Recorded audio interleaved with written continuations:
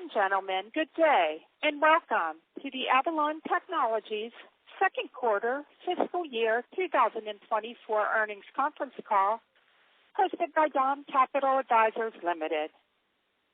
As a reminder, all participant lines will be in the listen-only mode, and there will be an opportunity for you to ask questions after the presentation concludes.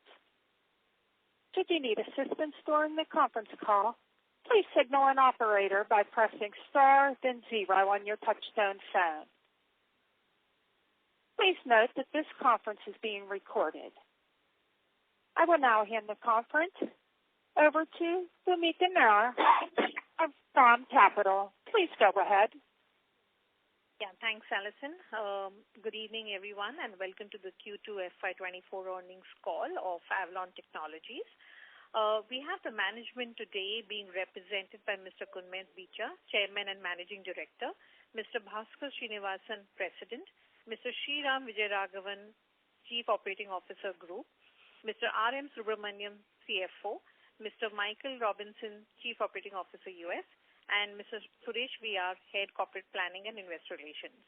At this point, I'll hand over before I just hand over the call to Mr. Bicha, just want everyone to bear in mind that any forward-looking statements that are made during this call are subject to potential risks and uncertainty, both known and unknown.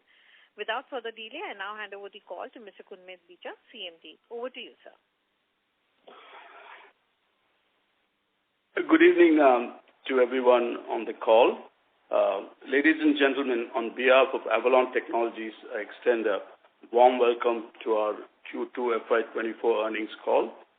I would like to express our sincere gratitude for your continued support and interest in our company during the past few months.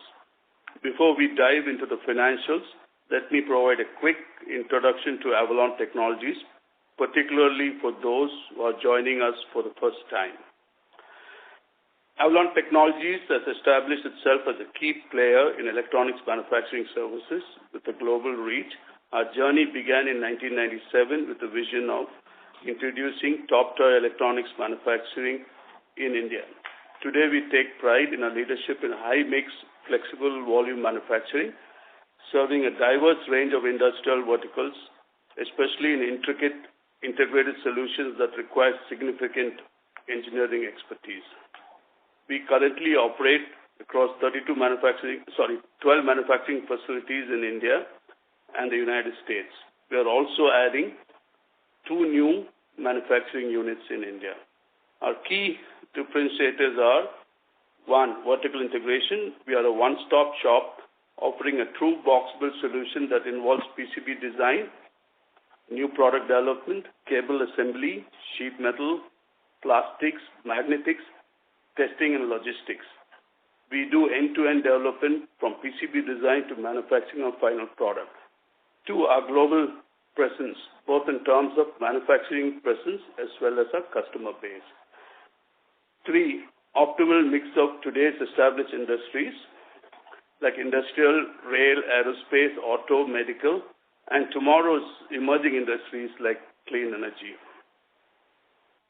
Now, moving on to our business performance. In line with our prior discussions, our H1 results were tempered by the challenging economic conditions in the U.S.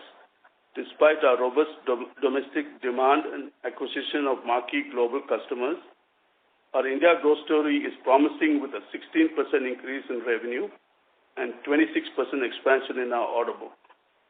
In fact, our Indian manufacturing operation, constituting 75% of our business, achieved a robust 8.7% PAT during H1.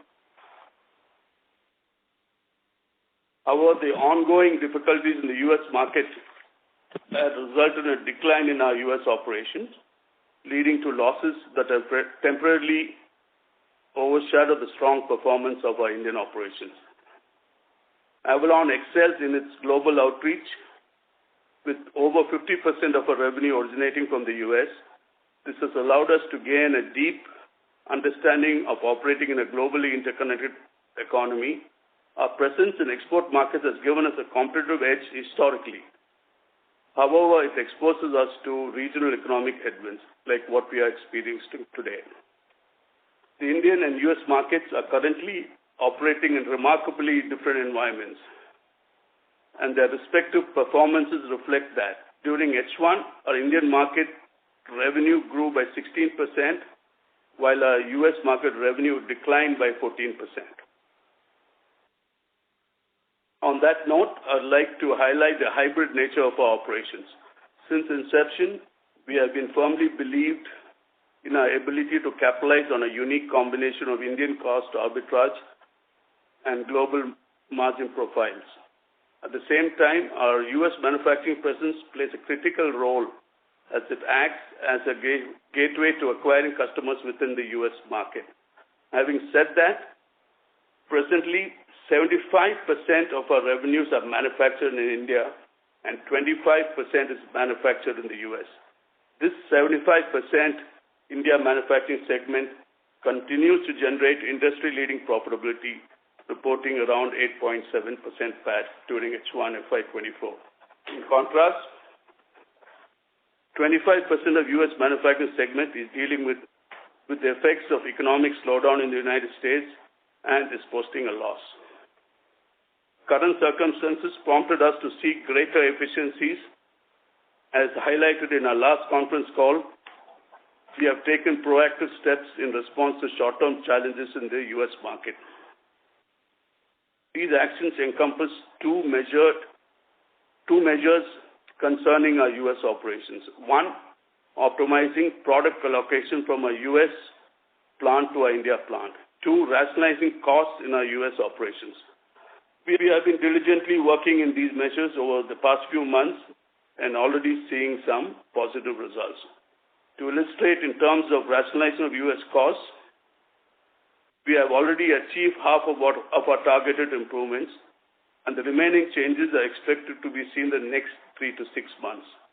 The outcomes of these measures will gradually become more apparent in our upcoming quarters.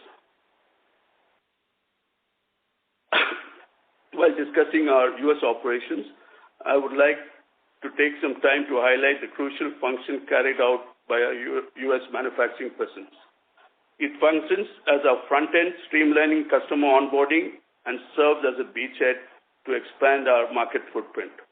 Additionally, it empowers us to position ourselves better from the perspective of the Inflation Reduction Act, a substantial $390 billion initiative advocating adoption of clean energy utilization. These elements underpin the significance of our U.S. operations in the overarching narrative of Avalon's growth. While we are optimizing our U.S. operating costs, our organization is filled with enthusiasm as we recognize the significant decadal market opportunity that lies before us. Now transitioning to an update on the new business we have secured. In summary, our order book stands at rupees 1,244 crores as of September 30, 2023, reflecting a 13% growth from June 2023. These orders are expected to be fulfilled over a span of 12 to 14 months. Additionally, we also secured contracts and letters of intent for an additional 750 crores with execution timelines spanning 2 to 4 years. We are excited to share progress with our two significant clean energy clients, one in the U.S. solar inverter and battery system sector, the other in the hydrogen electrolyzer domain. Both partnerships are on the verge of production set to commence in Q4 FY24. Our aerospace wiper blade assembly project in India is advancing smoothly. We anticipate commencing product delivery in the second quarter of this year. Additional to this, our aerospace cable projects have been approved for production into next year. In terms of new customer acquisitions, we are excited to share that we have secured a large contract from one of India's innovative EV manufacturer, who will entrust us with the manufacturing of the charger and data transmission systems. Additionally, we have also had some major wins in the U.S. They are diversified across verticals. These include video surveillance systems for industrial applications, grid flexibility systems for clean energy, heat transfer products for the automotive sector, medical equipment, and residential ventilation solutions. Our role as a strategic partner to our customer is evident in our ability to retain all our customers in the U.S. even during these trying times. We are also excited to announce that CDAC has extended Avalon Technologies an opportunity to receive the Transfer of Technology, or TOT, as part of the National Supercomputing Mission for Rudra-1, India's indigenous server program. Avalon Group has been a long-standing collaborator with CDAC within the National Supercomputing Mission and has actively contributed to the PCB design engineering of the Rudra-2 liquid-cooled server platform currently in development at CDAC. When we want to capitalize on these decadal opportunities, it is essential that we do not lose sight of the forest for the trees and plant the seeds of tomorrow. We are preparing our organization for the years of growth ahead. As a significant step in this direction, we are pleased to introduce Sriram Vijayaraghavan, our new Group Chief Operating Officer. He brings valuable operational experience from his previous roles in Wheels India, Caterpillar, and Hertz, as well as strategic experience from his previous position at McKinsey. We are also strengthening our business development team in the U.S. by welcoming about 3 seasoned professionals, each boasting over 2 decades of experience in the EMS industry. As previously highlighted, achieving a full-year revenue growth targets depends on the resurgence of the U.S. market.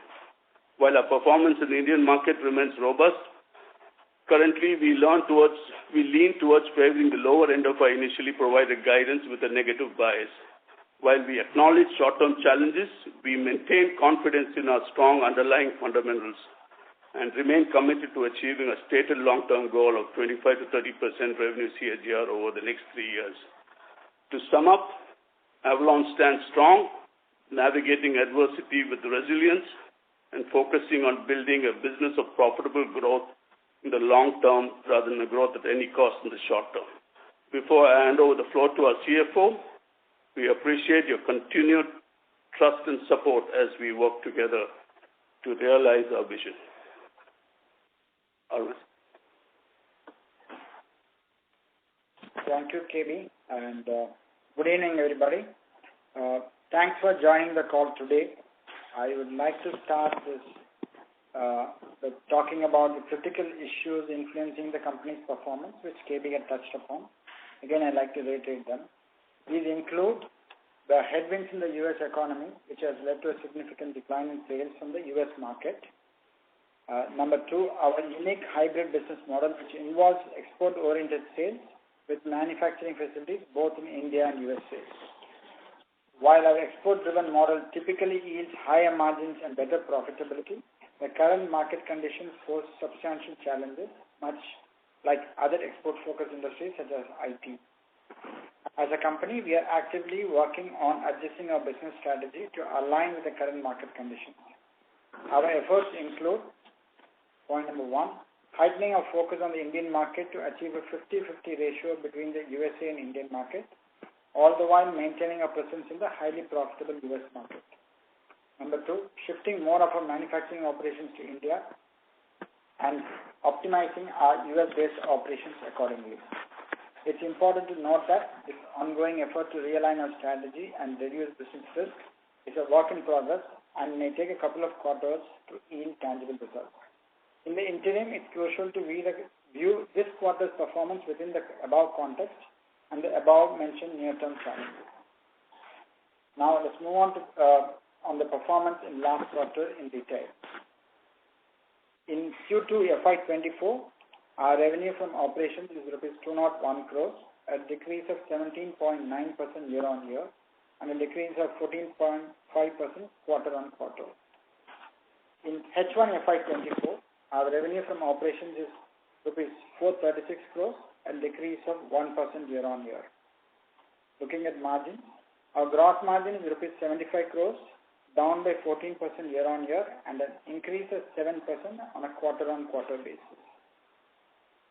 Gross margin as a percentage stood at 37.2%, an increase of 173 basis points year-on-year and 303 basis points quarter-on-quarter.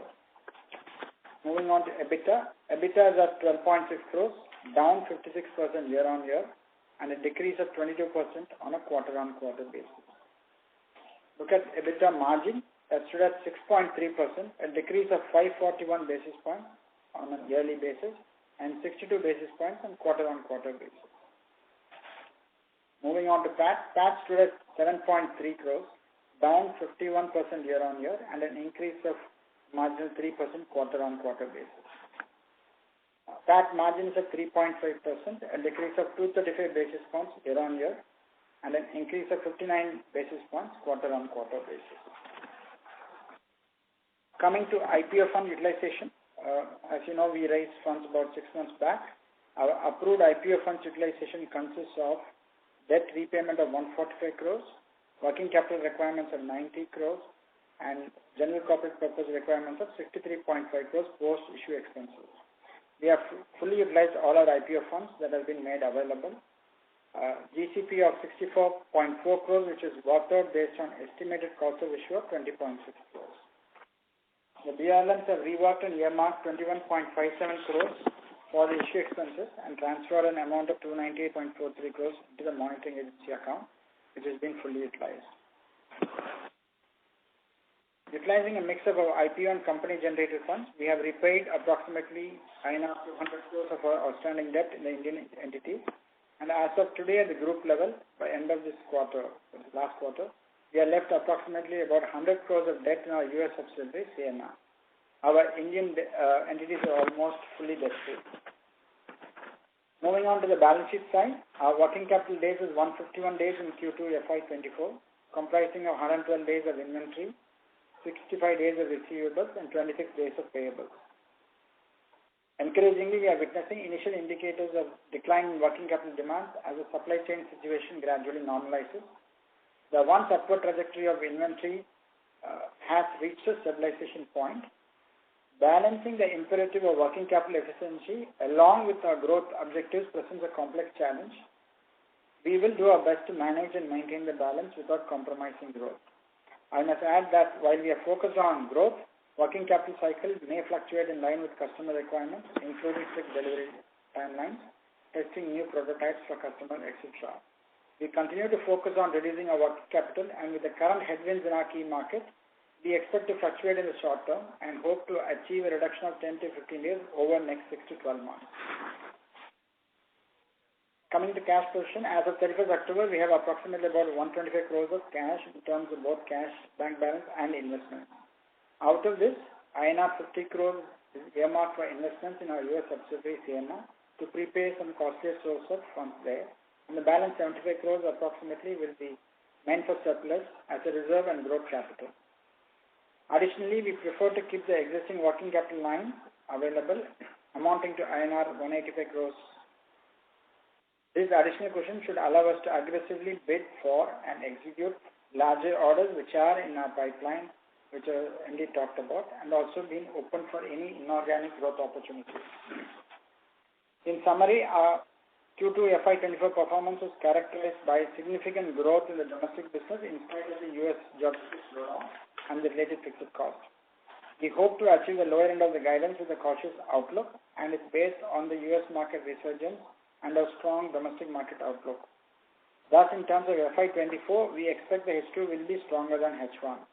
With respect to margins in the upcoming quarter, in spite of the headwinds, with measures like saving interest costs, optimization of manufacturing operation, and cost rationalization in the US, which our CEO talked about, margins will be under pressure in the near term, but we are hopeful of maintaining or achieving the margins similar to that of FY23 levels. With this, I request the moderator to open the floor for Q&A.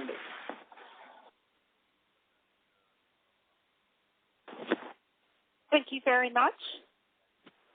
We will now begin the question and answer session. Anyone who wishes to ask a question may press star and 1 on their touch-tone telephone. If you wish to remove yourself from the question queue, you may press star and 2. Participants are requested to use handsets while asking a question. Ladies and gentlemen, we will wait for a moment while the question queue assembles.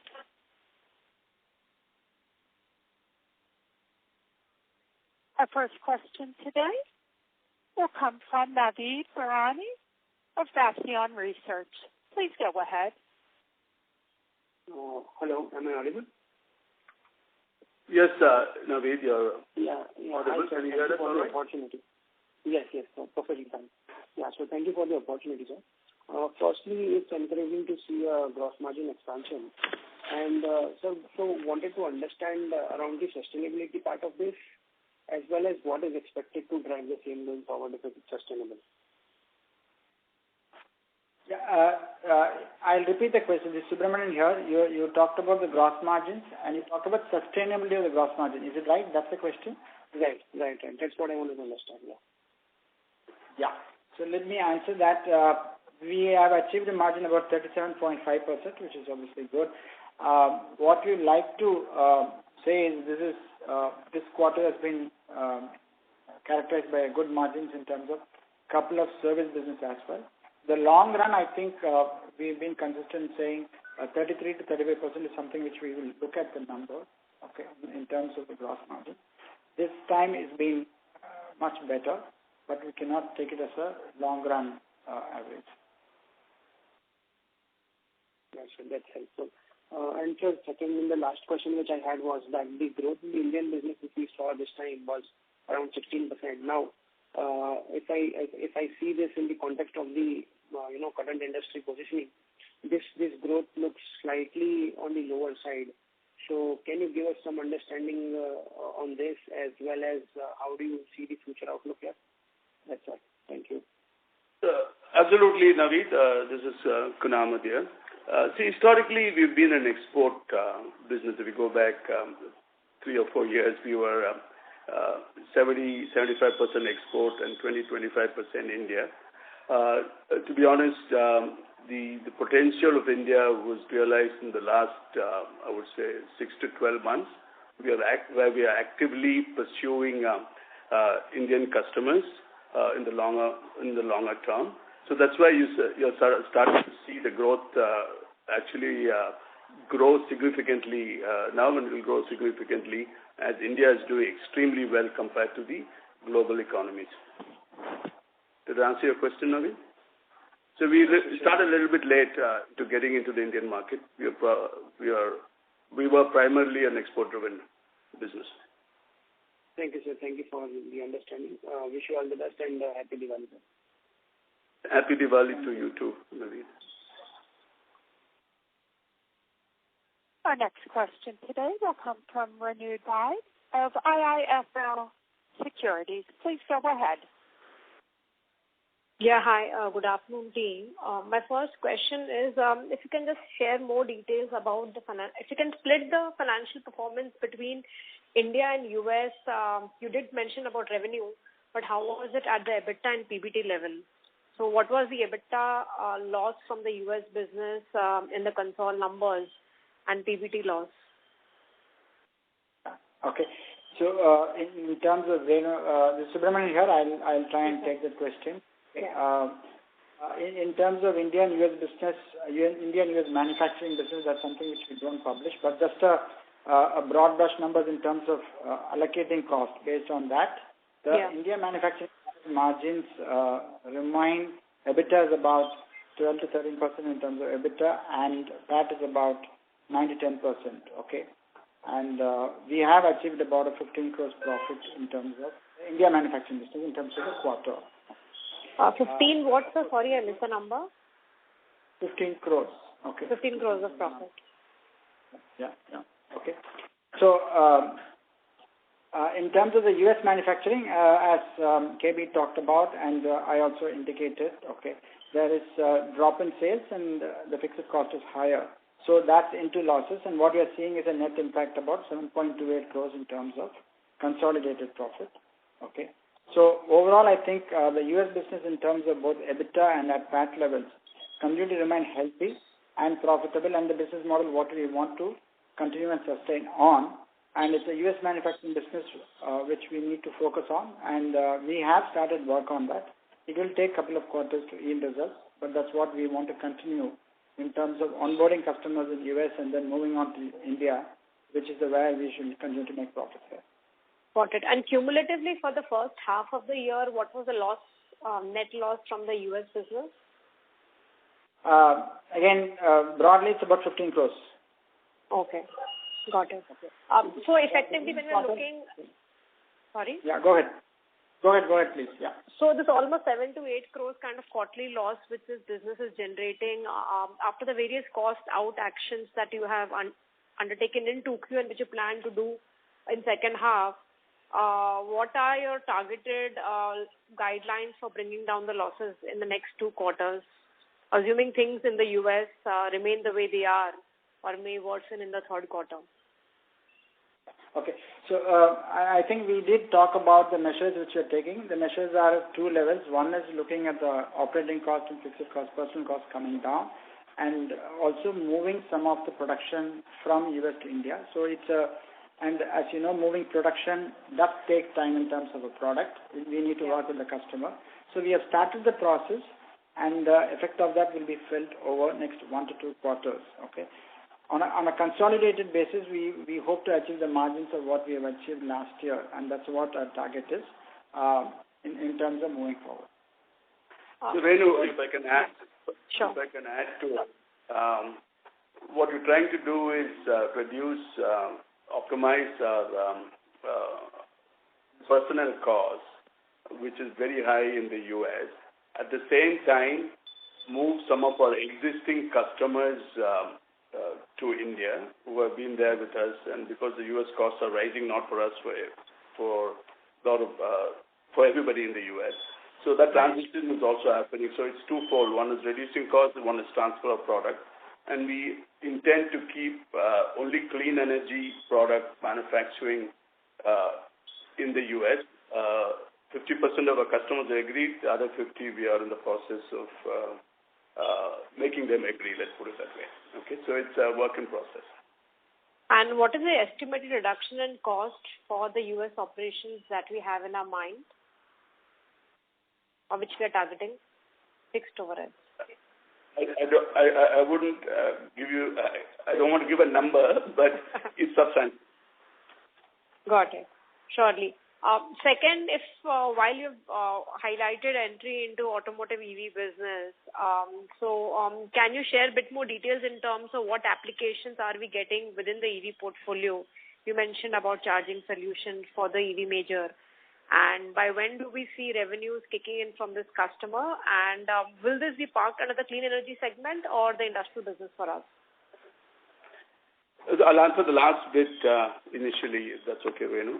It will be parked under our clean energy business because we've been doing that. If it's EV, we are doing that. We are actually doing all the pieces for the vehicle. Okay. Any electronics part, it's an end-to-end solution with 3 or 4 different products going into the vehicle. And we hope to start the initial runs in Q4, and we have secured orders for the next 12 months. So when you mention you're doing everything, is everything relating to the powertrain or also other electronics, including infotainment, lighting, and other solutions for the four-wheeler? Okay, I know. I don't want to say the 4, 3, or 2-wheeler, but it's 3 or 4 different boxes for the vehicle. Got it. It's sure. This is coming on a box build basis? Exactly. All of it is box build. Sure. Thirdly, on the CDAC development which you have shared, so just trying to understand the revenue potential from this initiative of Make in India. And recently, one of the other leading EMS company had also announced getting approvals with CDAC for one of the supercomputing machines under the same mission of localizing these computing machines in India. So just want to understand Avalon's role here, the opportunity, addressable market, and in your view, how many other vendors are working with CDAC for the same solution? From what I understand, I cannot speak for CDAC. It's only going to be 3 vendors, and you know the other 2. is what we understand. We've been working with CDAC for the last 4 years. Since our entry aggressively into the Indian market has been in the last year. Okay. So we are looking at, the target numbers is all over the place. I cannot pin to a number. You may have a better number on it, but it could be a three-way split in that case, or it could be 3 vendors trying to support what they can. But can this become like a 5 billion business portfolio for us in the next 3 to 4 years?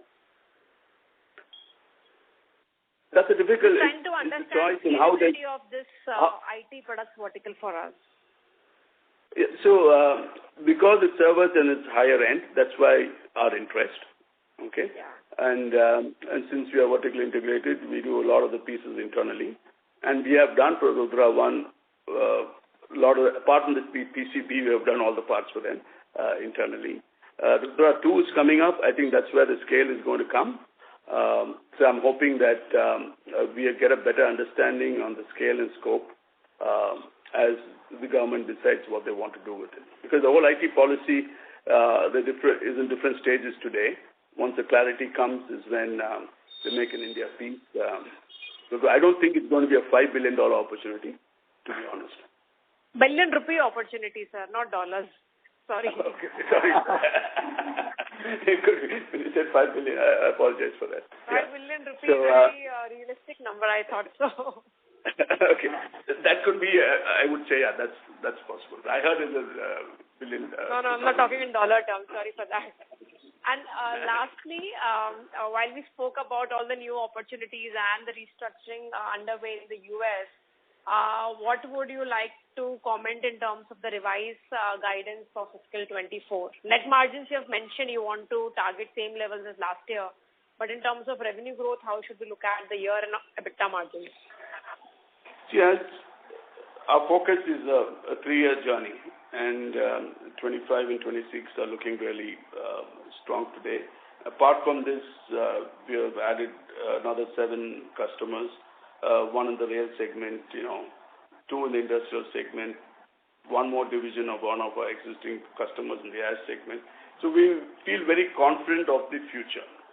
The immediate question mark for us is how soon will the U.S. market come back? There are different views on it, and we believe that some of the inventory correction that's happening is very much underway, and we may positively see all these customers come back in the near term. But it's a toss of a coin when they're going to come back. So I believe that that is the crux of where the range will be. That's why I said we are on the lower end of our guidance, with a little negative bias that could change drastically if one of our customers is back in production. And saying all this, we believe we have not lost any customer through this whole process. It's just wait and watch for the business to come back. And these are customers who are very consistent with us for the last 5 or 6 years.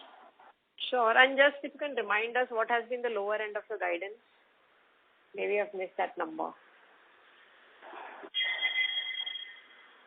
Renu, this is Subramanian here.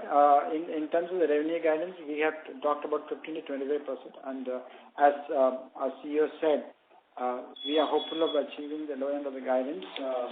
Again, the key thing is to be when the U.S. market comes back, because we continue to be focused on the export-focused market. Get it. So maybe 10 to 15, maybe a more realistic number to expect for the current year. I leave that for you to walk through it, but the U.S. economic macro conditions are difficult under pressure. So this is what our hope, and we are working towards it. Done. Thanks much, and best wishes. Thank you. Thank you, Renu. Our next question today will come from Meet Jain of Motilal Oswal. Please go ahead. Hi, sir. Thank you for the opportunity. Am I audible? Yes, Meet. Yeah. You're welcome. Hi, sir. Yeah. I just wanted to understand the end user mix right now. you can see clean energy mix has been going down, and the Q1 also has witnessed sluggishness. So earlier in a Concall, we said that our clean energy mix is growing at a very fast pace and will grow almost be around 35%. This 35% is including the new orders of PV are we thinking about, or it is entirely the US orders? So it's a mix. So we have two of our larger EV customers where we predicted that it's going to go to 35. We still believe over a period of time it's going to go to 35%, and the EV is an additional part to that. Does that answer that question? Yes. And next is on the aerospace part. So, can you give a ballpark growth? How did the aerospace division build in this quarter and the first half, and the new orders which we talked about, the factory transfer and the plastic tooling, how are they progressing? So the usual aero business is going relatively the same. The wiper blade, as we have started the processes to get that into production. We see that coming on board in Q2 of next year. And the number of wiper blades, I think there's close to 200. The first set will start to go through in the early part of next year.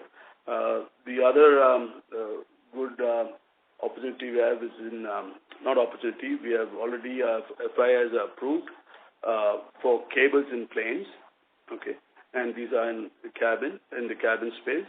And secondly, a new customer, a different division of one of our customers, has also given us first articles to be approved for cable, and these are substantial piece once the approvals come through. So for metal, we went to plastics, and now we are in cables, mostly in the cabin and some part in the engine. Understood. And the last question is on the industrial side, industrials and the order book side. So current order book of almost 200 crores. Can you provide a broad mix of how much is for US and the India business? See, our goal always has been going into the future to do 50% India and 50% US because of the reasons you see today, the economic changes on both sides. So capture both. So our intention will always be to get to the 50-50 mix. In the last quarter, I think the orders from India were much larger in comparison to the US. But again, we are getting 6 or 7 new customers coming in the US. And though the economy is slow, we are acquiring customers. And we are also invested in 3 new regions for our sales folks with new hires on business development. Though we are reducing costs, optimizing cost in other regions, we are still investing in business development. We are a firm believer when the U.S. economy comes back, we will have much more to deliver. Okay. Thanks a lot, sir. Thank you. You're welcome. Our next question today will come from Karan Sanwal of Nideshay. Please go ahead.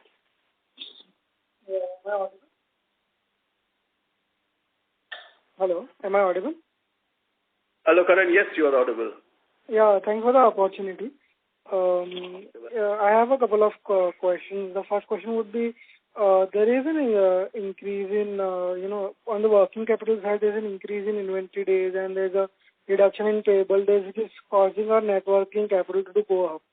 So I wanted to understand, when do we expect them to stabilize, and what will be the the targeted level of net working capital days that we are internally targeting? Subramanian here, and I'll take that. In terms of, as you rightly said, net working capital is broadly flat between last quarter and this quarter. In terms of our guidance, we wanted to look at reduction of about 10 to 15 days in terms of working capital. But considering the market condition in terms of U.S. pressure and also the customer push out in terms of the orders, it remained broadly flat. But we continue to be hopeful of achieving what the guidance gave in terms of 10 to 15 days in the next 6 to 12 months. Okay, which will be essentially led by reduction in inventory days and also pushing up for payable days a little more. Okay. In the long run, we hope to achieve 120 days, which is what we were pre-COVID, and in the medium term, not in the short term, medium term, we hope to achieve the same as well. Okay. And also on the continuing on the question that the last participant asked, I wanted to understand the mix of order book between segments. If you could, broadly highlight which segment is contributing more to the order book, the current order book. Today, I would believe it will be clean energy and followed by industrial. If you could give a ballpark number, like how much portion would it contribute, the clean energy and the industrial part? I would say these two will be north of 60% together. Okay. Thanks for the clarity. And one last bit of question. I understand that many participants have already highlighted, but just wanted to understand, like, when we are saying that we are targeting an EBITDA margin of similar to the last year, we actually need to do around 15-16% EBITDA margin for the H2 as compared to H1. So just wanted to, like, are we confident enough to achieve that target for the next half of the financial year? The Subramanian here, and I'll take that. As you said, yeah. Rightly so. In terms of our focus is on achieving the bottom line in terms of the PAT and the profit margins. So our focus and endeavor will be to achieve the same, and typically our H2 is stronger than H1. Okay. So what we believe is the market should come back, though we cannot predict the exact time. The market should come back, and we are also working on reduction in cost in terms of personal cost and moving some of the operations into India. So all of that should give some more savings in terms of the cost. Coupled with savings in interest costs, we are hopeful of achieving the bottom line in terms of what we achieved last year. And H2 has to be stronger than H1, as I rightly said. Yeah. Okay, just last question. You are saying that the Indian market is contributing to the growth. So just wanted to understand, like, which are the main drivers of growth in the Indian market as of now? Yeah, so if I can Which take segment that. at least? Yeah. So the Indian manufacturing, when we say 75% of Indian manufacturing, it is some of the export as well as the Indian market. Okay. Correct. Together. Yeah. Okay. So from the manufacturing standpoint, the growth is going to come from clean energy as well as the industrial side. And future, as you very well know, we've been in the rail industry for quite some time. We are seeing substantial projects from our existing customers, as well as we have signed a new global major in the rail segment. So we hope as India's growth story in rail streams ahead, we'll be a very, very strong part of it in the future. Okay, great. Thank you so much, and all the very best for the next years. Thank you. Again, it is star and then 1 to ask a question. Our next question is from Neil McCartney of Avalon. Please go ahead. Yeah, thank you for the opportunity, sir. So most of my questions were answered, so just I have a couple of questions over here. So you just now mentioned that the rail industry, you believe that will become the substantial part of your business going ahead, that should grow. So what, do you expect this also to be in the 10 to 20%, or how do you expect this? Can you throw some color on that? So historically, we look at mobility, which is auto, air, and rail. But EVs we count in clean energy, just for the groupings.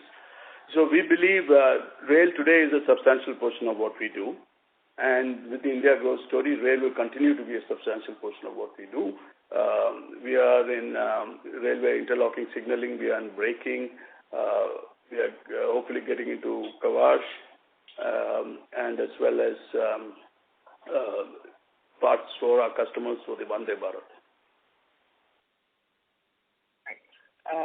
Thank you, sir. And the second question is, historically, sir, what has been your trend like H1 between H1 and H2?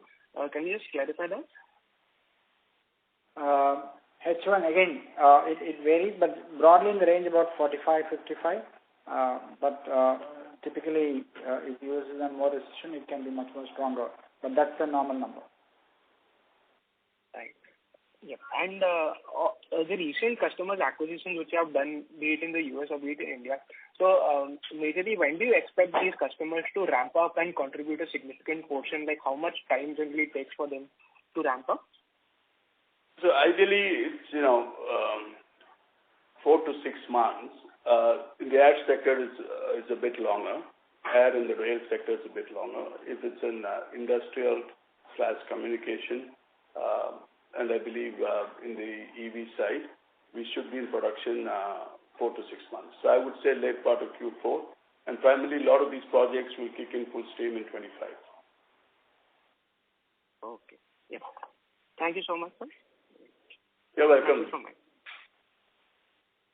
Our next question today will come from Ashish Rawat of MS Cloudsoft. Please go ahead. Hi, sir. Good afternoon. So my first question is regarding the equity, which went down from 71 to 50%. So what was the reason, sir, and where we utilize that money? This is the first. Sir, my second question is regarding hydrogen electrolyzer. You have mentioned in your opening remarks. I want to know about this particular segment, about product. In terms of number, how in future, how big this concept is, sir? I have two questions, sir, please. Okay. So on the equity part, I'll take it. I think you are referring to usage of OFS money, okay, which got used between June and September. Basically, this remained in our bank account and then subsequently paid off to the selling shareholders, okay. But otherwise, in terms of equity, there's no reduction. Yeah. Okay, sir.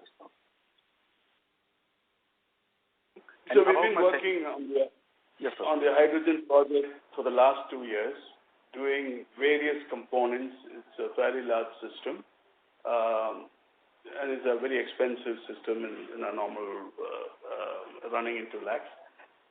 So we're building the first 100 this year, maybe 60 to 100 units this year, and the projections are anywhere from 300 to 600 the following years. Sir, we have seen you recently participated in India Mobile Congress. Sir, what is our contribution in 5G and 6G network? Yes, we've been working with various, like I mentioned earlier in the call, we have the last 6 months to a year is when we have truly entered the Indian market. We are very focused outside the country, even that was export was the key. And with Indian economy booming and Indian market expanding with China Plus One and things. So we believe we have worked with various customers on 5G, especially getting them from PCB layout to prototype, and we've never taken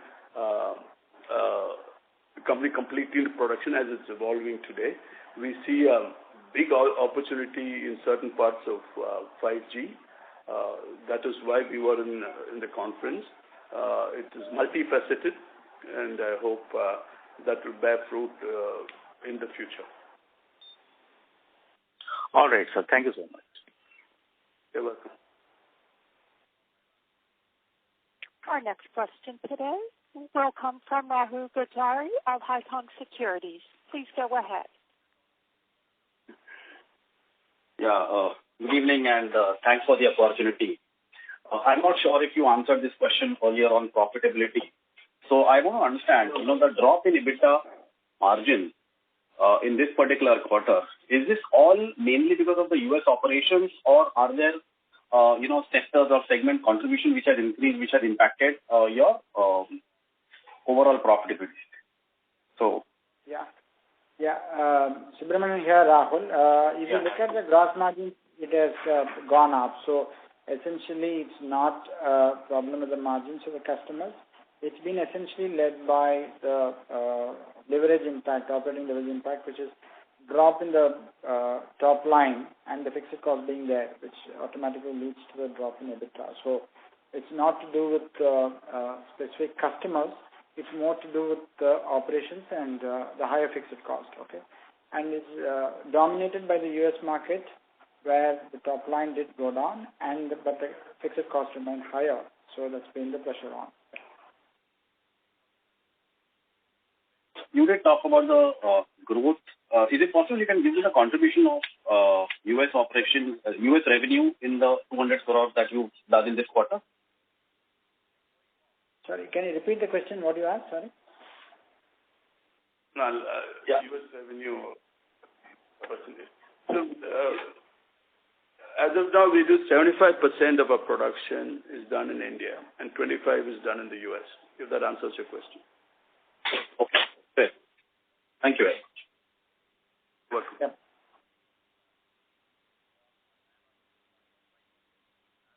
As there are no further questions, I would now like to hand the conference back over to Bhumika Nair for closing comments. Yes, thank you to all the participants and particularly the management for giving us an opportunity to host the call. Thank you very much, sir, and wish you all the very best, sir.